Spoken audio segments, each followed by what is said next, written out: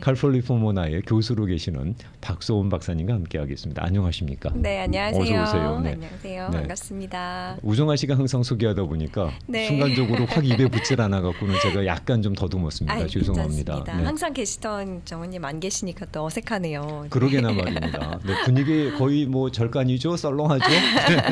쓸쓸하실 것 같아요. 아이 별 말씀을. 네. 네. 이렇게 정아 언니가 없긴 하지만 네. 제가 잘 모시도록 최선을 다하겠습니다. 네. 감사합니다. 오늘 모시기 전에 준비하신 내용이 네. 예술입니다라고 말씀을 아이고. 드렸는데 며칠 전에 뭐 책이랍시고 읽는데 나왔던 귀절이 있는데 거기에 오늘 박사님께서 소개하시고자 전달해 주신 메모 내용하고 딱 겹치더라고요. 정말요? 그래서 네, 이따가 소개해 주세요. 그래서 박사님께서 이 완전 찌찌뽕이다 소리로 그러셨습니다. 네. 어떤 얘기일까요? 오늘 그럼 어떤 얘기일지 간단하게 시작을 해볼까 하는데요. 네. 요즘에 도파민 중독이라는 말 많이 이제 들리더라고요. 많이 보이고 들리던데 이 도파민 중독이 저도 처음에는 이게 무슨 말일까 했는데 알아보니까 되게 그래 나도 이럴 수도 있겠다라는 생각이 들었어요. 도파민은 좋은 거 아닌가요? 그러게요. 네. 저희가 이제 도파민이라고 하면은 행복 호르몬 혹은 뭐 이제 영어로 이제 검색을 해보면 feel good 호르몬이라고 할 정도로 그게 feel good 호르몬이라고 번역이 되나요? 네. 그래서 왜 행복 호르몬이냐면 도파민이 분비될 때 우리는 성취감, 보상감, 어떤 그런 살아갈 기쁨, 동기를 이제 느끼게 돼서 성취감 느끼는구나. 네. 행복감 뭐 이런 거. 그렇죠. 네. 행복감, 성취감, 그 어떤 짜릿함 이런 것들을 느낄 수 있어서 삶을 좀 앞으로 나아가게 하는 호르몬이라고 해서 행복 호르몬이라고 불리던 네. 시절이 있었는데 네. 요즘에 그 도파민이랑 이제 중독이란 말이 붙어서 좀 유행어처럼 쓰이게 됐더라고요. 도파민이 중독하고 결합이 되면은 왜 그런 그 신조어가 나오는 거예요? 그러게요. 그래서 저도 좀 이제 생각을 해봤는데 일단 도파민이 무언지 이제 좀 더 알아보자면 이제 도파민은 특히 이제 뇌에서 이제 인지하고 있는 이 심리적인 보상 체계와 관련이 있어요. 그래서 예를 들어서 이제 저희가 이제 약물에 중독이 된다라고 했을 때에는 그 약물을 이제 하게 되면은 도파민이 과분비가 돼서 뇌에서 그 약물을 할 때마다 이게 엄청난 보상으로 느껴지는 거죠. 그래서 계속해서 약물을 하게 되면은 그 뇌의 보상 체계 그 경로가 좀 파괴가 되는 경우가 있어요. 인위적으로 도파민을 끌어올리는 거네요. 그러니까. 그렇죠. 네. 그래서 약물과 보상을 이제 뇌에서 좀 연합시키게 되면서 중독이라는 이제 그런 심리적인 이제 현상이 생기게 되는 건데 또 반대로 이제 그러면은 도파민 수치가 너무 낮게 되면은 또 이제 집중력이나 의욕이 떨어져서 무기력해지는 상태가 또 오기도 해요. 그렇겠죠. 그래서 도파민이 이제 필굿 호르몬이고 행복 호르몬이기도 하지만 이제 적절한 어떤 이제 균형이 좀 필요한 건데 근데 이게 왜 도파민이라는 이 호르몬이 신경절단 물질이 왜 중독이란 용어랑 좀 붙게 됐을까 이렇게 생각을 해봤더니 일단은 이제 어쨌든 간에 성취감이나 보상감과 관련이 있다 보니까 이제 우리가 일상생활을 살다 보면 성취감, 보상감 계속 느끼고 싶잖아요. 뭐 그게 인생의 전부다라고 생각되는 경우도 많죠. 그렇죠. 네. 저 앞을 향해 나아가야 되고 그렇지. 말씀하신 것처럼 정말 그 어떤 인생의 목표, 우리가 나아가야 할 방향 이렇게 생각하게 되는 경우도 많은 것 같은데 그런 어떤 감정을 계속 느끼려는 욕구를 어떻게 보면은 중독으로 표현을 해서 도파민과 중독이 좀 이렇게 붙게 된 게 아닐까 이렇게 사회적으로 그렇게 이제 보이더라고요. 그럼 박사님께서 오늘 준비해 주신 거는 도파민을 인위적으로 무슨 약물의 힘을 빌려서 끌어올리는 중독을 얘기하자는 것이 아니라 그냥 우리가 평상시에서 부지불식간에 저도 모르게 중독되어 있는 그 도파민 중독이라고 하는 것에 대한 경각심 뭐 그런 것이 오늘의 포인트가 될까요? 그럴 것 같아요. 이제 제가 지금 이제 오늘 말씀드릴 내용이 이제 도파민 중독이라는 우리가 그런 유행어를 이제 바탕으로 얘기를 드리는 거긴 하지만 사실 도파민 중독이라는 어떤 의학적인 용어가 있는 것은 아니에요.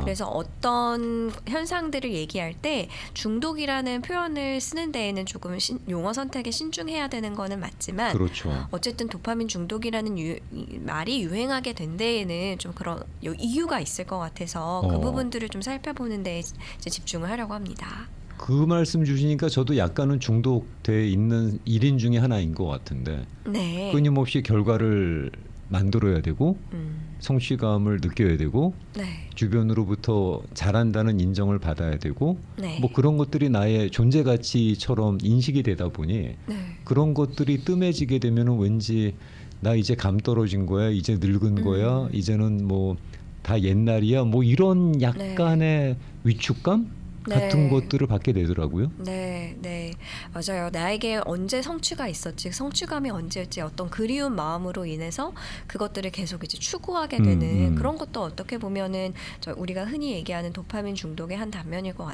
같습니다. 네.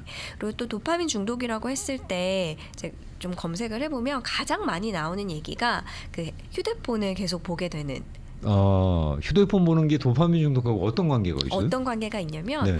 저희가 특히 이제 요즘에 많이 보시는 게 유튜브에서는 쇼츠 많이 보시고 그렇죠. 인스타그램으로는 릴스 많이 보시고 뭐 온라인 게임도 많이 하고 그러시잖아요. 네. 근데 그것들이 보면은 그 단기간에 굉장히 사람을 집중시켜주고 재미를 주고 또 지속적으로 제공이 돼서 끊기가 힘들어요. 네. 계속 재밌으니까요. 어느새 막 몇 시간이 흘러가 있고 뭐 제 경우이기도 합니다. 그러다 보니까 이제 그 어떤 단기간에 내가 어떤 재미를 느낄 수 있는 어떤 짜릿함들을 계속해서 추구하게 되는데 빠진다라고 해서 이제 쇼츠를 계속 보거나 릴스를 계속 보거나 하는 것들이 또 도파민 중독의 다른 한 면이기도 하다고 하더라고요.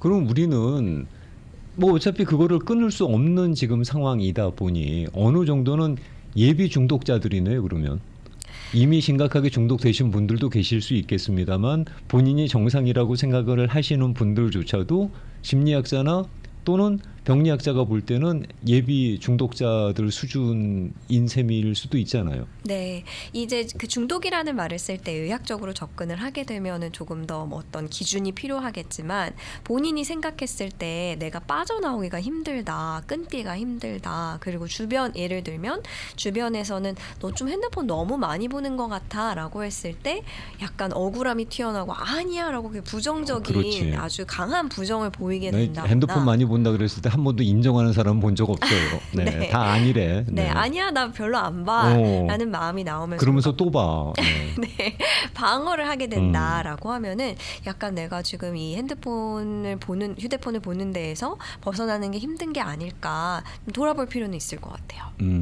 결국은 이제 외부로부터 그런 도파민을 저한테 활성화시킬 수 있는 자극들을 계속 찾는다는 얘기잖아요. 그렇죠. 이제 그 내가 아까도 이제 얘기하셨지만 어떤 성취감을 느끼거나 아니면 보상감을 느끼는 건 사실 그 자체들이 좀 외부에서 오는 자극과 관련이 되는 거여서 그런 자극을 쉽게 줄 수 있는 어떤 이제 숏폼 영상 같은 것들을 계속해서 찾게 되는 거죠. 지금 휴대폰 얘기가 나오는 건 도파민 중독의 이유, 배경을 설명해 주시면서 핸드폰 얘기를 꺼내셨고요. 또 다른 배경이나 이유는 뭐가 있을까요?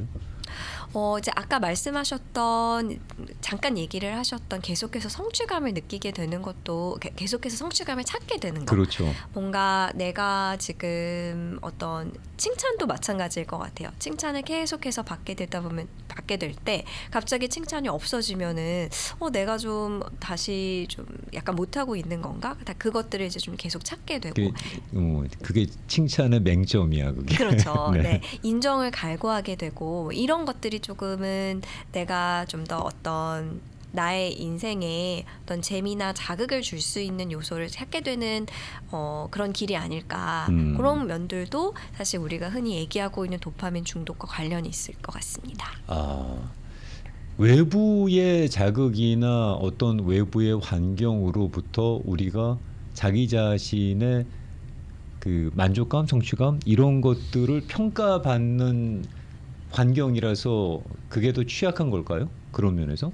충분히 그럴 수 있을 것 같아요. 왜 우리가 이렇게 어떤 성취나 보상감을 계속 느끼려고 하는가? 인간은 원래 그런 존재지만 그렇죠. 존재 자체가 그렇게 생겨 먹었죠. 그렇지만 방금 말씀하신 것처럼 우리 사회에서 특히나 어렸을 때 어떤 메시지를 듣고 자랐나 이렇게 생각을 해보면 계속해서 우리 자신을 증명을 해야 되고 또 서열이 나뉘게 되고 뭔가 등수가 매겨지게 되고 그런 것들이 있기 때문에 더 내가 잘하고 있는지를 확인하고 싶은 마음이 들 수밖에 없는 구조가 아닐까 싶어요. 여기서 질문은 그 도파민 중독이라는 것이 그게 경계해야 되는 부분입니까? 아니면 어떤 면에서는 저를 계속 끊임없이 노력하게 하는 일종의 동기부여 작용을 할 수도 있을 것 같은데 그걸 중독이라고 약간 네거티브 관점에서 바라봐야 될 필요가 있을 정도인가요? 네, 중요한 질문이신 것 같은데 이게 답이 되지는 않겠지만 사실 거기에 어떤 명쾌한 답을 내리기가 어렵겠지만 균형을 잡는 게 굉장히 중요할 것 같아요. 또 도파민 중독하고 같이 붙어 다니는 유행어 중에 하나가 혹시 들어보셨는지 모르겠는데 갓생이라는 말이 있어요. 갓생. 네. 들어봤어요. 네.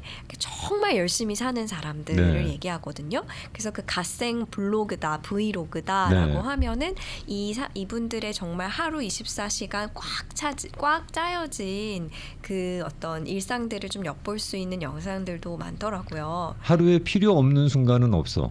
그렇죠. 네. 네. 굉장히 잘 짜여 있는데 그렇죠. 그래서 그런 분들을 이제 보면은 그 동기부여라는 것이 어떻게 좀 이제 잘 활용이 되어서 본인의 인생을 흔히 말하는 갓생. 이게 왜 갓생이냐면요. 갓은 신이잖아요. 그렇죠. 그래서 그만큼 완벽하게 사는 인생이라는 말인 것 같아요. 그렇습니다. 그런 유행어가 생긴 것이.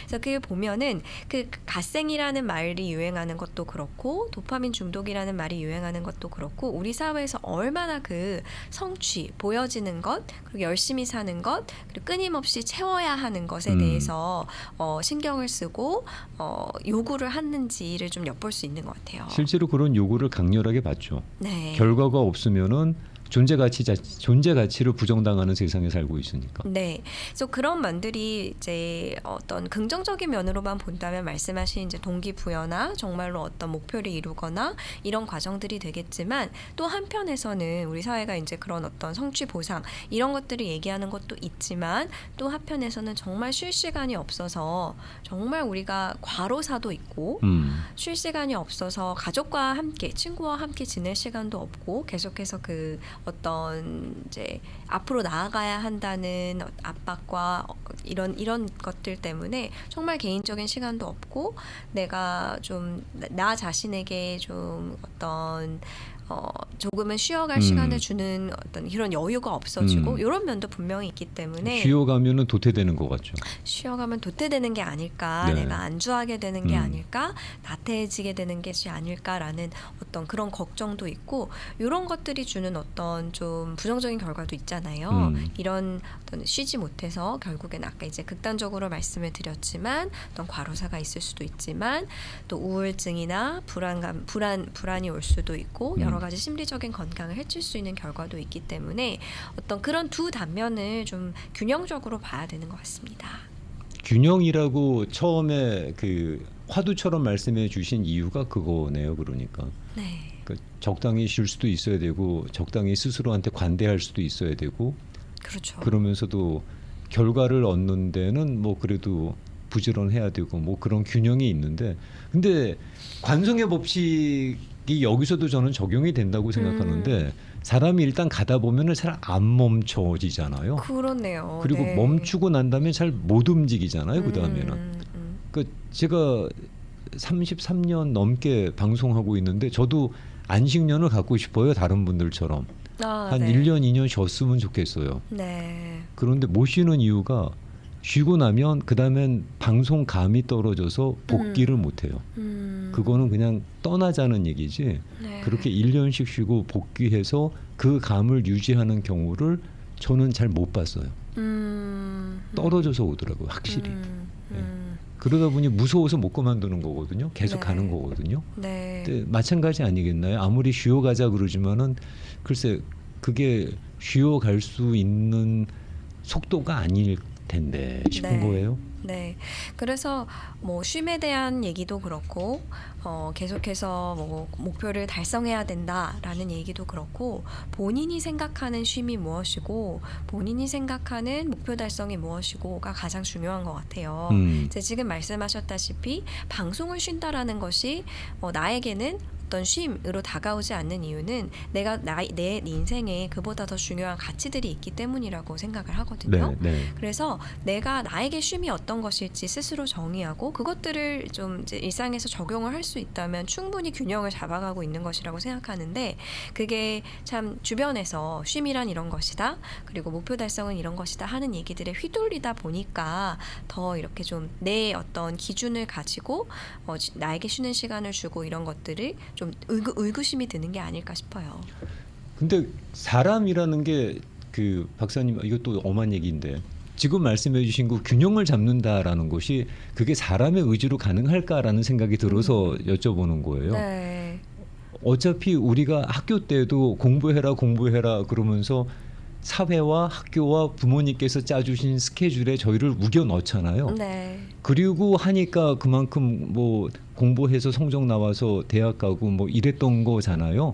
사회도 마찬가지 아니겠어요? 조직이라든가 또는 주변 환경이 저를 거기에 꾸역꾸역 우겨 넣으니까 그 규격에 맞춰서 어떻게 하다 보니까 여기까지 오게 되는 거지. 그게 순수한 우리의 의지로 나는 지금 균형을 맞추기 위해서 쉬어야 돼. 나는 지금 균형을 맞추기 위해서 일을 하면서 결과를 얻어야 돼. 이렇게까지 기계적으로 움직일 수 있는 사람이 과연 몇 명이나 될까요? 글쎄요. 그게 어려운 일은 맞는 것 같아요. 내가 내 삶에서 균형을 잡아가는 것들, 균형이라고 하는 것 자체가 내 의지만으로 되는 것이 아니라는 얘기를 하셨는데 그럴 수 있죠. 왜냐하면은 이제 다른 어떤 나의 어떤 역할이나 책임감을 또 고민을 해야 되니까. 근데 그런 책임감이나 나의 역할, 내가 해야 되는 것들, 나의 의무까지 모두 다 고려를 하는 것이 나의 균형을 찾아가는 일인 것 같아요. 그렇죠. 네. 우문을 현답으로 말씀하시는구나. 네. 그래서 나의 균형을 찾아간다라고 했을 때 그냥 나한테 이렇게 맞는 게 뭐지? 나는 그냥 쉴 거야 이게 아니라 그러면 나는 이 사회에서 어떤 구성원이고 나의 커뮤니티는 어떤 커뮤니티고 내가 어떤 역할을 할 것인고 그런 것까지 다 고려를 해야 내가 이제 균형을 잡을 수 있는 어떤 아이디어가 생길 거기 때문에 쉽지 않은 일인 것 같아요. 저도 이제 일을 하고 또 제 어떤 목표를 달성하고 또 저에게 쉼을 주는 이런 과정 속에서 또 제 역할을 또 생각해야 되고 이런 것들이 모두에게 쉽지는 않은 일이다라는 점을 좀 말씀을 드리고 싶습니다. 원주제가 잠깐 옆으로 가서 우리가 오늘 도파민 중독에 대한 말씀을 나누고 있습니다. 박사님이 그 말씀을 준비해 주셨는데 그러면 이 도파민 중독을 꺼내신 이유가 있으실 거 아니겠어요? 그렇죠. 네. 박사님께서는 어떤 메시지를 주고 싶으셔서 이거를 꺼내셨는지. 잠깐 우리가 또 이쯤에서 전하는 말씀 듣고 들어와서 그 배경 알아보도록 하겠습니다. 광고 나가는 동안에 박사님 사진을 잠깐 찍었더니 사진 찍으시는 형주님 포즈가 다소곳해 보이는 거는 저만의 생각인가요? 그러셨는데 제가 그렇게 다소곳해 보였나요? 박사님 앞에서는 제가 상당히 예의를 갖추려고 애를 쓰기 때문에 도움 주시는 분들은요. 당뇨합병증 주요 원인 동맥경화 혈관 청소로 다시 좋아질까요? 당뇨 극복 캠페인에 당신을 초대합니다. GC 내추럴. 세상에 이렇게 가볍고 포근한 이불이 있었구나. 거위털 이불 엠퍼러. 명품 하나가 생활을 바꿉니다. 로랜드. 체력 부진 갱년기장의 면역력 강화에 탁월한 효과. 10만이 장소쿤의 산삼경옥고. 한국 여성의료 전문 리디아의 봄 신상품 이파. 코리아타운 플라자 2층 오렌지 카운티 소스몰 은행 옆 리디아에서 아침마당 일부 목요일 순서 함께 해주고 계십니다. 가끔씩 스튜디오 풍경을 유튜브로 보시는 분들께서는 제가 왜 저렇게 뭘 자꾸 찍어대나 그러실 텐데 지금 말씀드릴 수는 없고요. 아마 뭐 연말쯤 되면은 왜 그렇게 분주하게 찍어댔는지를 뭐 그때쯤이면은 말씀드릴 수가 있을 것 같습니다. 자, 그러면은 박사님 또 저희가 박사님과 직접 컨택할 수 있는 DM이라든가 이메일 주소도 가르쳐 드려야 되는데 그 우정아 씨가 다 외우고 있어서 그래서 그냥 저희 아침마당 게시판에 오시면 거기 다 적혀 있어요. 그러니까 궁금하신 분들은 거기다가 이게 보시면 다 나와 있고 그것도 못 찾겠다 그러면 카톡으로 문의해 주시면 알려드리도록 하겠습니다. 오늘 박사님께서 나누시고자 준비한 얘기는 도파민 중독이 되겠습니다. 네, 이제 제가 오늘 이야기를 준비를 하면서 아까도 말씀드렸지만 제 자신도 어머 이렇게 시간이 지났어? 라고 많이 느낀 적 있어요. 유튜브 쇼츠 보다가 네. 인터뷰 릴스 보다가 그럴 때 제가 이제 내가 왜 이렇게 이거에 뭔가 이렇게 빠졌지? 왜 몇 시간을 이렇게 몰입했지? 네. 라고 이렇게 생각을 해봤더니 아마도 제 마음속에 어떤 제 마음이나 어떤 머릿속을 무언가가 채워주길 바라는 어떤 갈급함이 있었던 거 아닐까라는 생각이 들었어요. 그러면은 그 갈급함 때문에 우리가 어떤 그런 단기간의 어떤 이렇게 자극을 주는 것, 그리고 짜릿함을 주는 것, 지속적인 어떤 이제 집중을 하게 해주는 것들을 찾는 거라면 그 마음은 뭘까라고 한 단계 더 조금 들어가 보면은 그 밑에는 아마도 어떤 심리적인 허기 혹은 외로움, 공허함 이런 것들이 자리 잡고 있을 수도 있지 않을까. 어디선가는 그걸 정신적인 빈곤이라고도 부르던데. 네, 그렇죠. 네, 정신적인 빈곤이라고 한다면 어떤 내 마음이 어떤 풍요와는 반대되는 거겠죠. 일단 그냥 가만히 있어도 내가 풍요로운 어떤 마음과 정신 상태가 아니라 무언가가 채워져야 할 것 같은 그런 어떤 결핍의 상태일 수도 있다는 거죠. 배는 안 고픈데 뇌가 자꾸 배고프다고 속이는 거하고 비슷한. 네. 그래서 그런 것들이 있지 않을까. 그래서 더더욱 우리가 어떤 의식적으로 느리게 가는 연습을 좀 해야 되지 않을까라는 생각이 들었어요. 그게 연습한다고 가능합니까, 박사님? 연습을 해보고 얘기를 해야 되겠죠? 그렇겠죠. 네.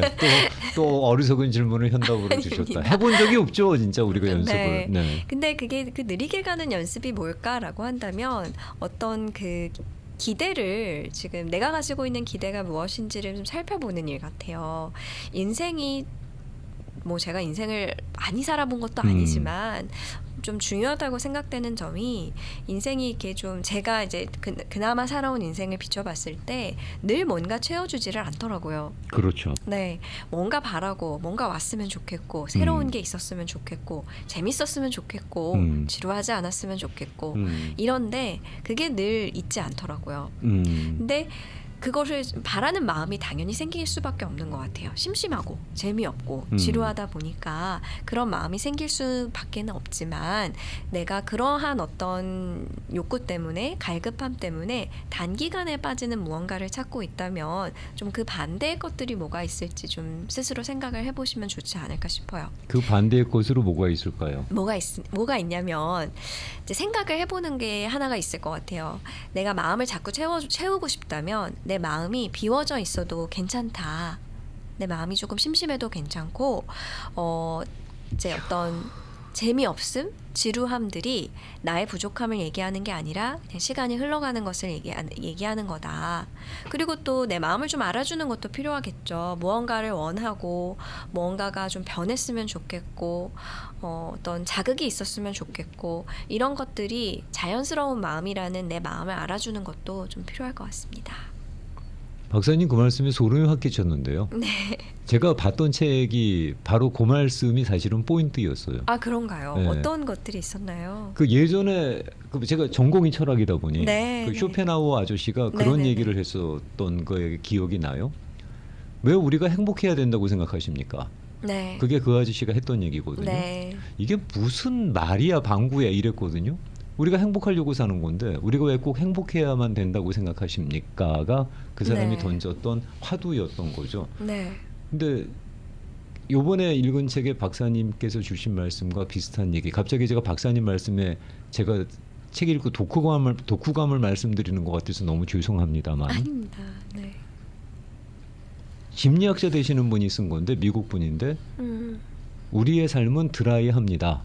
네. 라는 게 전제 조건이에요. 맞아요. 네, 드라이합니다라가 전제 조건이고 그리고 이제 얘기하시는 게 그 하루하루 정말 채워지지 않는 공허, 네. 외로움, 허전함, 지긋지긋한 반복, 어제와 오늘이 다를 거 없는 그 지겨움 이런 것들이 여러분들의 일상이고 그 일상에서 답을 찾지 못한다면 그러면 어느 곳에도 답은 없습니다라는 게 그분의 얘기였어요. 네. 네. 100% 동의합니다. 아, 얘기 그렇습니까? 나눠주셔서 감사해요. 네. 그래서 드리고 싶은 질문이 하나 있습니다. 네.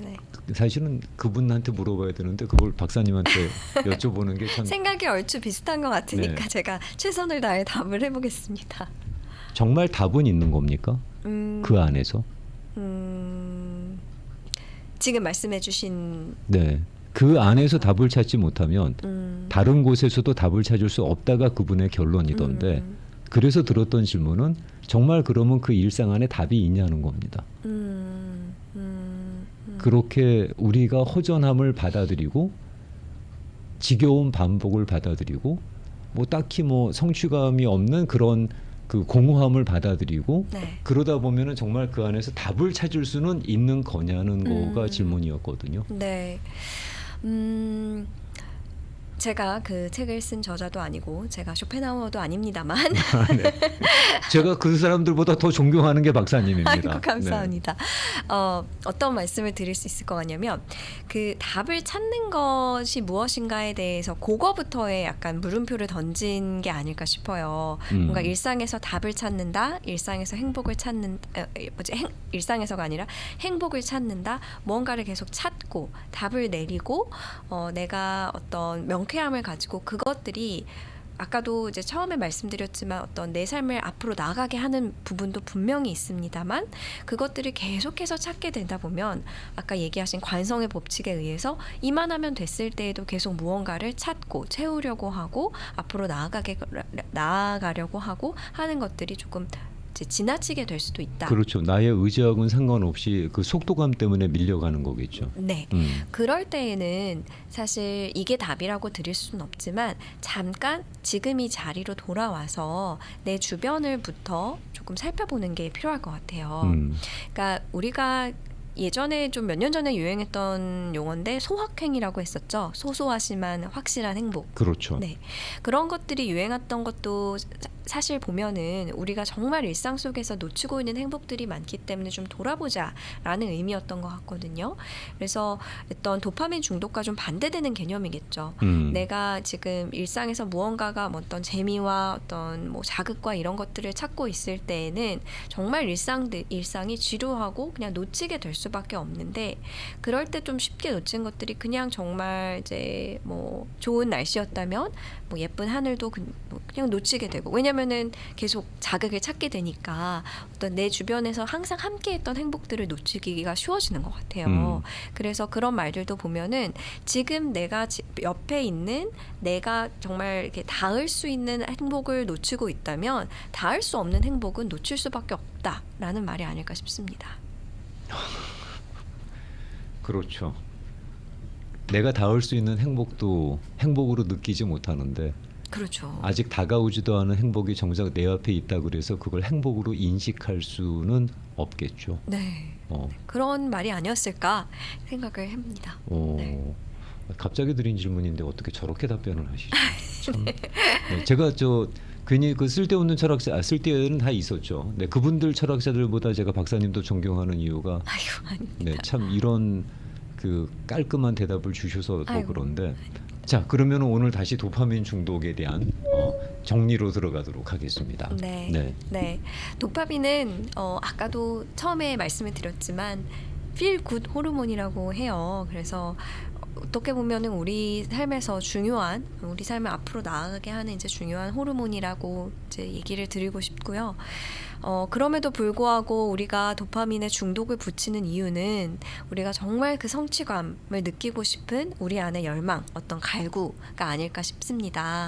그래서 그런 갈구가 있다는 거는 그만큼 내가 원하고 있는 어떤 일상의 행복, 짜릿함, 쾌감, 성취감, 보상감 이런 것들이 있다는 거겠죠.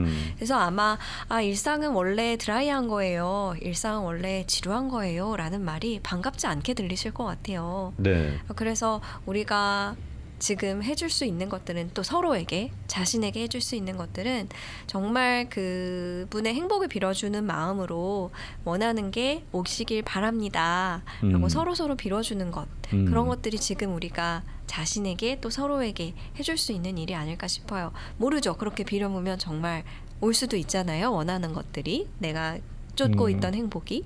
그래서 그런 것들을 좀 지금 이렇게 듣고 계시는 모든 분들에게 원하는 것이 조금은 왔으면 좋겠다라는 어떤 희망을 드리면서 오늘 마무리를 해봅니다. 아직 마무리를 못 하겠는 게 제가 또 드리는 질문이 하나 있는데. 네, 질문 주세요. 저 혼자 마무리를 했네요. 그러니까 며칠은 아니지만 꽤 전에 이제 그 인생을 고민하는 후배가 하나 와서 네. 뭐 오빠 뭐 이러면서 얘기하길래 제가 거기다 대고 인생은 원래 그런 거야. 인생이 뭐 이렇게 대단할 거라고 생각하지 마. 뭐 아주 드라이하고 별거 없는 거야. 그 별거를 그냥 받아들여라고 얘기했다가 다시는 연락 안 하더라고요. 네, 자기 편이 아니라고 생각했던 것 같아요. 뭔가 위로를 원했는데 너무 현실을 얘기해 버리는 차가움 때문에 그런 사람은 필요 없다라고 생각했는지 그 다음에 인연이 끊어지다시피 했는데 그런 공허와 일상을 본인의 삶으로 받아들이라고들 얘기를 하지만 네. 그게 받아들여지지 않거든요. 그렇죠. 네, 아니 알긴 알아요. 근데 왜 그렇잖아요. 영어를 이해는 하면서도 제가 얘기하려면 잘 안 되는 것처럼 네. 알긴 알겠어요. 이해는 하지만 어플라이가 안 돼요. 삶에서. 그거는 어떻게 해결할 수 있는 방법이 있을까요? 그 방금 말씀하신 에피소드랑 같이 묶어서 얘기를 좀 드려보면 좋을 것 같은데 네. 자기 자신에게도 그렇고 또 그런 고민을 나누는 분들에게도 그렇고 인생이 드라이한 거야 받아들여 중요하죠. 그게 그 말을 듣는 게 중요한 분들도 계실 거예요. 네, 근데 누가 절대로 인생 상담, 고민 상담했을 때 그런 얘기 하시면 안 됩니다. 인연 끊어지더라고요. 네. 네. 그 인연이 끊어지지 않기 위해서 몇 마디 더 붙였으면 좋겠는 게 인생은 되게 드라이하고 받아들이는 게 좋겠어. 너가 그냥 받아들여. 근데 그걸 원하는 네 마음도 너무 잘 알아. 나도 그렇거든. 그 너가 원하는 게 너에게 어떤 방식으로든 찾아오길 내가 진짜 바랄게. 기도할게. 이런 말들을 좀 덧붙여주면 인연이 끝나지는 않지 않을까요? 그러니까 내가 네 편이라는 걸 조금 그렇죠. 리마인드 해줘야 되는 네. 거구나. 그 어떤 어떤 인생이 드라이한 것을 받아들이는 고통은 태어났으면 누구나 하는 거겠죠. 그래서 그 고통에 나도 함께하고 있다라는 말을 좀 전하고 그리고 너에게 좋은 일이 일어났으면 좋겠어 라는 위로도 전한다면 글쎄요. 그래도 인연이 끊어진다면 그거는 할 수 없는 거고. 네, 할 수 없는 게 아닐까 싶습니다. 박사님이 오늘 도파민 중독을 갖고 말씀을 풀어주신 내용을 들으면서 예전에 어떤 목사님이 했던 기도가 생각이 납니다. 그 목사님이 그런 기도를 하시더라고요. 하나님 저한테 힘을 주세요 라고 했더니 힘을 주시는 게 아니라 고난을 주시더래요. 그런데 나중에 지나고 나니까 그 고난을 통해서 본인이 힘을 얻었다는 거죠. 네. 그러면서 그런 말씀으로 마무리하시더군요. 네. 항상 기도에는 응답하신다라고. 네. 그러니까 우리가 인생이 드라이한 건 또 이유가 있겠죠. 우리가 원하는 갈구함을 얻게 하기 위해서 이루는 이유가 있을 거라고 생각을 합니다. 네. 뭐 그 가치를 기억한다면 그런 지겨운 반복과 허무함과 공허함이라는 것도 그냥 아무것도 아닌 뭔가 이유가 있을 거라고 네. 짐작을 해봅니다. 네. 박사님 오늘 혼자서 모셨는데 괜히 힘들진 않으셨나 모르겠습니다. 아닙니다. 네. 그립네요. 네. 농담입니다. 그 말씀으로 다 끝나서 그립네요. 네. 정화 언니 듣고 있어? 그리우시대요? 네. 네. 자, 그러면 다음 주는 지금 학회 문제 때문에 저희가 네. 다른 분을 인터뷰 네. 초대를 했고요. 그다음에 그 다음 주도 또 학회 문제 때문에 한 2주 빠지셔요. 네. 그러면 5월 달에 2주 후에 그럼 뵙고 인사드리겠습니다. 네, 2주 뒤에 뵙겠습니다. 네, 고맙습니다. 지금까지 네. 박소은 박사님과 함께했습니다. 감사합니다. 감사합니다. 네.